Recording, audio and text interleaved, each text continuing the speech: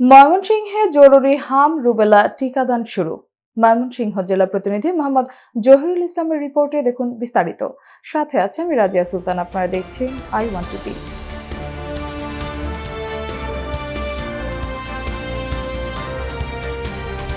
ময়মনসিংহ হামের প্রাদুর্ভাব মোকাবেলায় দেশে শুরু হয়েছে জরুরি হাম রুবেলা টিকাদান কর্মসূচি। এর অংশ হিসেবে রোববার সকাল থেকে ময়মনসিংহেও আনুষ্ঠানিকভাবে এই কার্যক্রম শুরু হয়েছে। সকাল 10টায় সদর উপজেলার চুইখাই ইসলামিয়া সিনিয়র ফাজিল মাদ্রাসা মাঠে আয়োজিত উদ্বোধনী অনুষ্ঠানে প্রধান অতিথি হিসেবে উপস্থিত থেকে কর্মসূচির উদ্বোধন করেন সদর 4 আসনের সংসদ সদস্য আবু ওয়াহাব আকন্দ। জানা গেছে, কর্মসূচির প্রথম ধাপে সদর, ত্রিশাল ও ফুলপুর উপজেলায় 6 মাস থেকে 5 বছরের কম বয়সী সব শিশুকে টিকার আওতায় আনা হবে। এ 3 উপজেলায় মোট 1,65,750 শিশুকে টিকা দেওয়ার লক্ষ্যমাত্রা নির্ধারণ করা হয়েছে। জানেন যে বাংলাদেশ সম্প্রতি হাম ভাইরাসের যে প্রাদুর্ভাবটা এসেছে, এটি সমভাবে সারা বাংলাদেশে ছড়ায়নি।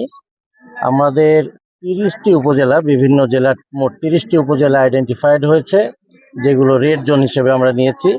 টিকা দেওয়ার জন্য 180 দিন হয়েছে এবং যাদের বয়স 5 বছরের 1 দিন কম আছে, তারা এই বাচ্চাদের মধ্যে সবাই আমাদের উদ্দিষ্ট জনগোষ্ঠী, যারা অসুস্থ থাকবে তারা বাদে।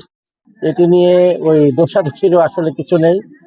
ভাইরাল ওয়েভ আসতেই পারে যে কোনো সময়। বর্তমান গণতান্ত্রিক সরকার জনাব তারেক রহমান সাহেবের নেতৃত্বে যে সরকার তড়িৎ গতিতে এই হামকে প্রতিরোধের জন্য ঠিক আপনারা সহ যাদের যে কাজ করার কথা, স্বাস্থ্য মন্ত্রণালয় থেকে শুরু করে উপজেলা পর্যন্ত সকল কর্মকর্তা, সম্মানিত যারা যে দায়িত্ব আছে, এই কর্মসূচি হাতে নিয়েছে এবং তড়িৎ গতিতে আমরা মনে করি যে অবস্থাটা আমরা দেখছি, সেটা এই হামকে প্রতিরোধের জন্য সকলের আন্তরিকতার কোনো অভাব নেই, সরকারের কোনো অভাব নেই, আমরা যারা আছি অভাব নেই।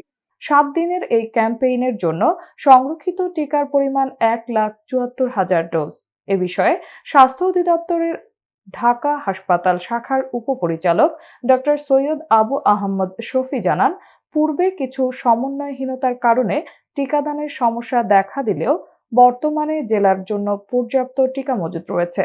পর্যায়ক্রমে প্রতিটি উপজেলায় এসব টিকা সরবরাহ করা হবে।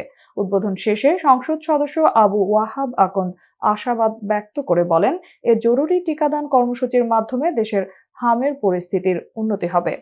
স্বাস্থ্য বিভাগ সূত্রে জানা গেছে, নির্ধারিত সময়ের মধ্যে লক্ষ্যমাত্রা পূরণে সংশ্লিষ্টদের সর্বোচ্চ গুরুত্ব দিয়ে কাজ করার নির্দেশনা দেওয়া হয়েছে।